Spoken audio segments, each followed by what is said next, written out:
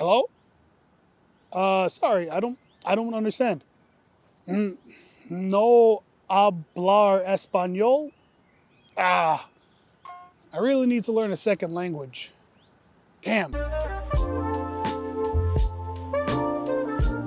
Welcome back to Kareem and My English, everyone. Now that 2023 is winding down, you're probably thinking about starting 2024 by learning a new language. And I commend you for that. Not only is being bilingual beneficial for work, it's also beneficial for the brain. And with the growth of e-learning, learning a second language has become easier than ever. There are lots of popular apps out there that language learners can use to study whatever language they want. In today's video, we're going to talk about what you should do if you plan on learning a language in 2024.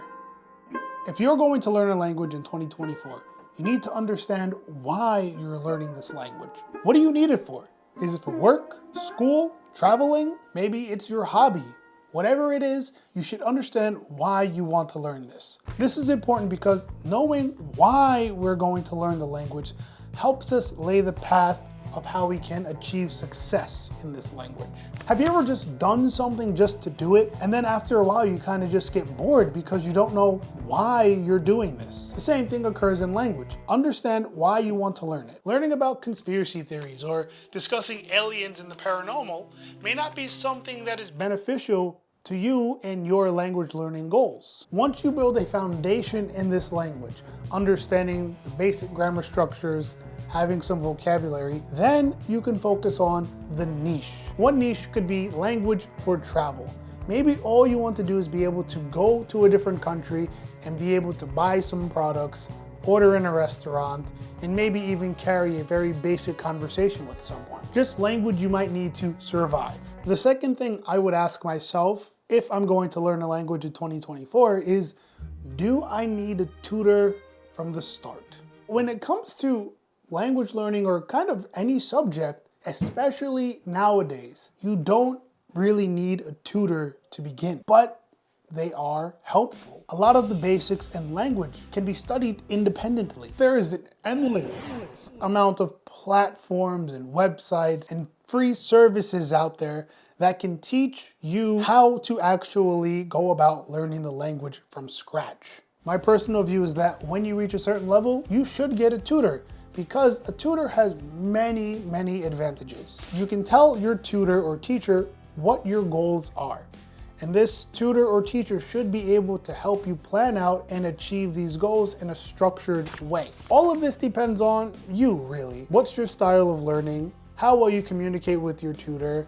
And is this tutor effective? And we'll get to that part later. The second advantage of having a tutor is that they help you build confidence. They can correct your mistakes, teach you some natural language if you have a native tutor, and overall, they're there to support and encourage you and make you feel comfortable as a learner. Now, I'm going to say this again later in the video, but confidence is key for speaking a language.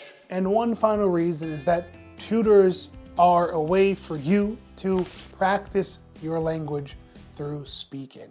You can know the bare minimum and your grammar can be crap, but as long as you are able to practice speaking, you will improve. Now, this depends on the tutor's approach. My approach is more communicative. I like to learn by getting information and talking with a tutor or having my students talk with me. Some of us learn better through speaking, some through listening, and some through reading.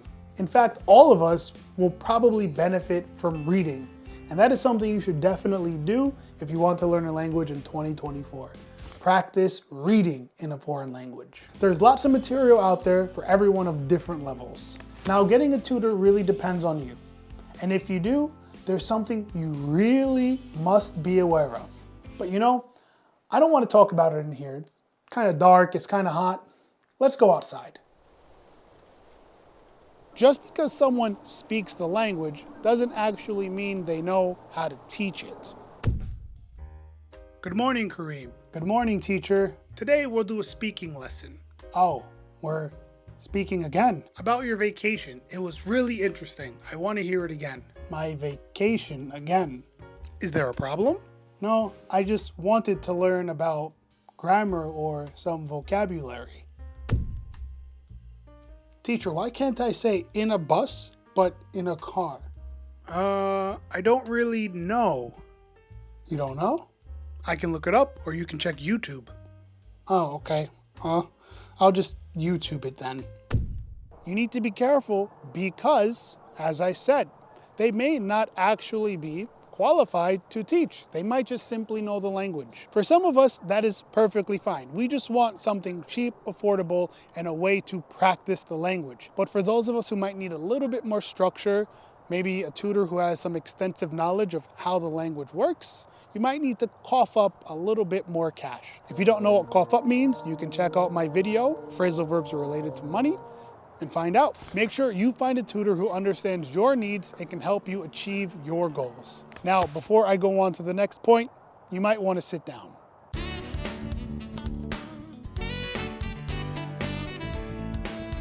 Okay, are you sitting? Great. Prepare to be disappointed, discouraged, defeated, but determined. Please avoid going into learning a new language thinking you're going to do this overnight. Unless you have some aptitude for language learning, it is not as easy as some people make it seem to be. For most of us, we're going to put in lots of hours, blood, sweat, tears into just reaching the next level of a new language. If you're not aware, reaching the next level of a language can take around 100 to 200 hours. And the more advanced you are, the more hours it takes to reach the next level. As a new language learner, I guarantee you, if you put in the hours, your progression at the beginning will be incredibly fast. From level A1 to A2, it takes about 90 hours. And you notice that you're going to start speaking. You're going to be able to have these very controlled dialogues, maybe ordering food at a restaurant, buying something at the supermarket. And when you get to A2, you're going to continue to see this progression. And you might even start thinking to yourself, man, language learning is so easy. Why didn't I do this earlier? And that is where you're going to hit that wall. You see, there's this certain level, B1, also intermediate. This level is where learners begin to slow down quite a bit. As a teacher and language learner, I've seen and experienced this myself. When you realize that you're no longer talking about simply eating at a restaurant, but technology, talking about the environment, media, you realize that you lack vocabulary, you lack fluency, and you lack practice to confidently speak about all of this. Not only do you face challenges with these new topics and vocabulary, you face challenges with the language itself. You start learning more of the advanced structures in a language. The grammar becomes significantly more difficult. Sentences become more complex. Most of us will struggle in this area. You'll start to question yourself. Question yourself. Question yourself. Why am I learning this language? Why am I here? What am I doing in my life? You'll not only start to question why you're learning this language, you'll start to question your life choices. That is why you're going to need determination. From B1 and on, it is an uphill battle for all language learners. And this is where you need to put in all that extra effort. It's no longer simply going to a class and practicing with your teacher. You will really need to kind of expose yourself to the language a lot more. Maybe it's time for you to pick up a graded reader, start seeing the language used in text. Maybe you can start watching the news or movies or TV shows in that language. Once you hit this level, it's a game changer and you have to keep on going. Throughout my years of teaching, I've seen students reach this level. Some are content because they can finally communicate in English. Others are a bit more frustrated and might even give up.